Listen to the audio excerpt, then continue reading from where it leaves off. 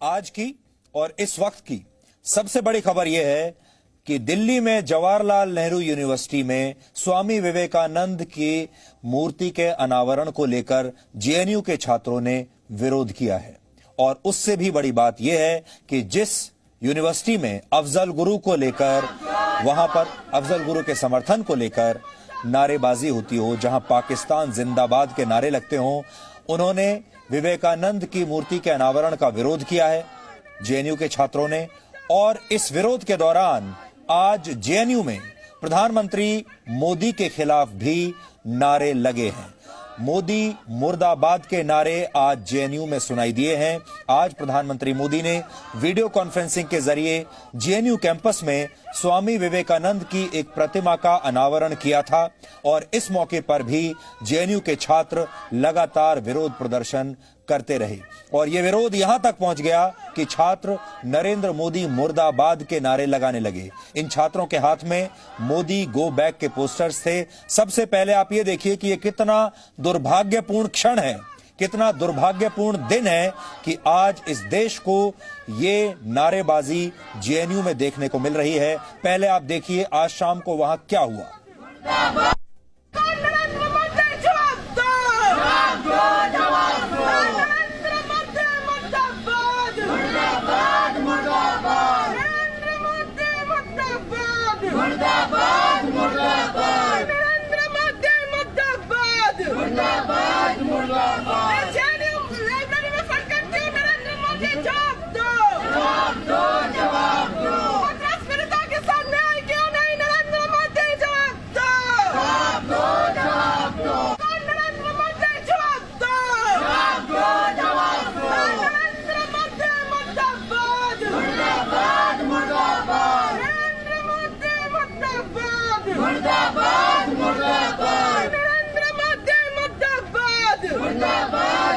देखा, इससे दुर्भाग्यपूर्ण बात और क्या हो सकती है। और इसीलिए हम कहते हैं कि जेएनयू अब टुकड़े टुकड़े गैंग का मुख्यालय बन चुका है। यहां जो छात्र हैं ये सिर्फ भारत को तोड़ना चाहते हैं और पाकिस्तान जिंदाबाद के नारे लगाते हैं। और आज इन्होंने भारत के चुने हुए प्रधानमंत्री, जिसे भारत के लोगों ने लोकतांत्रिक तरीके से चुना है, उस प्रधानमंत्री के लिए इस तरह के आपत्तिजनक नारे लगाए हैं। और किस लिए? विवेकानंद के लिए। स्वामी विवेकानंद की प्रतिमा का अनावरण का विरोध करते हुए आज ये सब कुछ भारत की एक यूनिवर्सिटी में देखने को मिल रहा है। इसलिए आज पूरे देश से हम ये कहना चाहते हैं कि आप इन छात्रों को पहचानिए, देखिए ये कौन से छात्र हैं। और इन छात्रों को जब आप पहचानेंगे तो आपको समझ में आएगा कि भारत का जो भविष्य है वो किन छात्रों के हाथों में है। क्या यही भारत का भविष्य है? जो छात्र इस समय जो आप देख रहे हैं तस्वीर नारे लगा रहे थे, उनमें जेएनयू छात्र संघ की अध्यक्ष आयशी घोष भी शामिल हैं। सोचिए, जेएनयू छात्र संघ की जो अध्यक्ष हैं, जिनका नाम है आयशी घोष, वो इनमें शामिल हैं। और ये वही आयशी घोष हैं जो दिसंबर में जेएनयू में हुई हिंसा के भी केंद्र में रही थी। ये कितने दुख की बात है कि इस यूनिवर्सिटी में आतंकवादी अफजल गुरु के समर्थन में नारे लगाए जाते हैं। कहा जाता है, अफजल हम शर्मिंदा हैं, तेरे कातिल जिंदा हैं। नारे लगाए जाते हैं कि भारत तेरे टुकड़े होंगे इंशाअल्लाह इंशाअल्लाह। भारत में रहते हुए भारत से ही आजादी मांगी जा सकती है। भारत के टुकड़े टुकड़े करने के नारे भी लगाए जा सकते हैं। लेकिन जब इसी जगह पर, इसी यूनिवर्सिटी के कैंपस में स्वामी विवेकानंद की प्रतिमा लगाई जाती है तो इसका विरोध शुरू हो जाता है। लेकिन अफजल गुरु से इन्हें कोई समस्या नहीं, कसाब से कोई समस्या नहीं, बुरहान वानी जैसे आतंकवादी इन्हें भटके हुए युवा लगते हैं। लेकिन जब इनके ही देश का प्रधानमंत्री इन्हीं के देश की संस्कृति को दुनिया भर में फैलाने वाले एक महापुरुष की मूर्ति का अनावरण करता है, प्रतिमा का अनावरण करता है, तो ये लोग इसका विरोध करते हैं। ये कैसे छात्र हैं? हालांकि आज जब प्रधानमंत्री मोदी स्वामी विवेकानंद की प्रतिमा का अनावरण कर रहे थे, तब जेएनयू में भारत माता की जय के नारे भी गूंजे और ये कानों को बहुत सुखद लग रहे थे।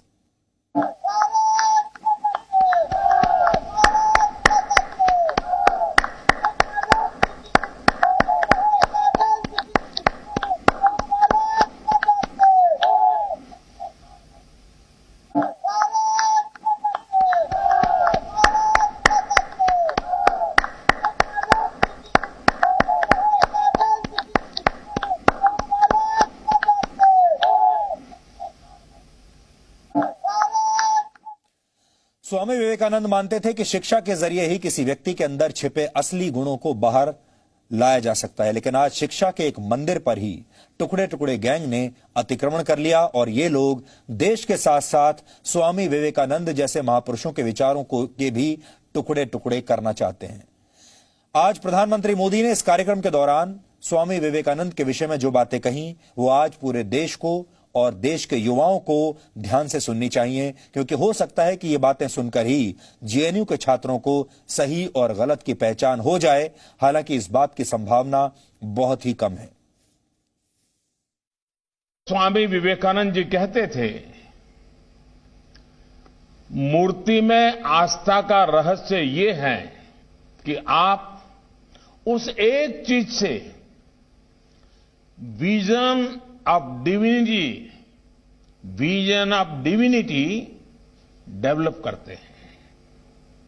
मेरी कामना है कि जेएनयू में लगी स्वामी जी की ये प्रतिमा सभी को प्रेरित करे, ऊर्जा से भरे।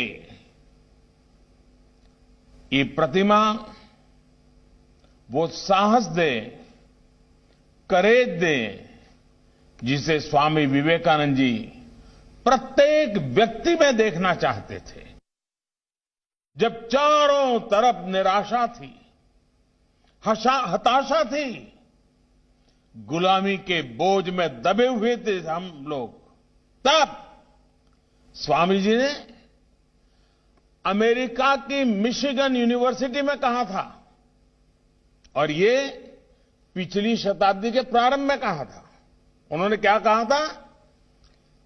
मिशिगन यूनिवर्सिटी में भारत का एक सन्यासी घोषणा भी करता है, दर्शन भी दिखाता है। वो कहते हैं, यह शताब्दी आपकी है। यानी पिछली शताब्दी के प्रारंभ में उनके शब्द हैं, ये शताब्दी आपकी है, लेकिन 21वीं शताब्दी निश्चित ही भारत की होगी। पिछली शताब्दी में उनके शब्द सही निकले हैं, इस शताब्दी में उनके शब्दों को सही करना ये हम सबका दायित्व है। आत्मनिर्भर सोच और संस्कारों का निर्णय ये कैंपस बनाते हैं, आप जैसे युवा साथी बनाते हैं। साथियों, देश का युवा ही दुनिया भर में ब्रांड इंडिया का ब्रांड एम्बेसडर्स है। हमारे युवा भारत के कल्चर और ट्रेडिशन का प्रतिनिधित्व करते हैं। इसलिए आपसे अपेक्षा सिर्फ भारत की पुरातन पहचान पर गर्व करने भर की ही नहीं है, बल्कि 21वीं सदी में भारत की नई पहचान गढ़ने की भी है। अतीत में हमने दुनिया को क्या दिया, ये याद रखना और ये बताना हमारे आत्मविश्वास को बढ़ाता है। इसी आत्मविश्वास के बल पर हमें भविष्य पर काम करना है। भारत 21वीं सदी की दुनिया में क्या कंट्रीब्यूट करेगा, इसके लिए इनोवेट करना हम सभी का दायित्व है। Presenting B News app, available on Google Play and App Store. Download it now.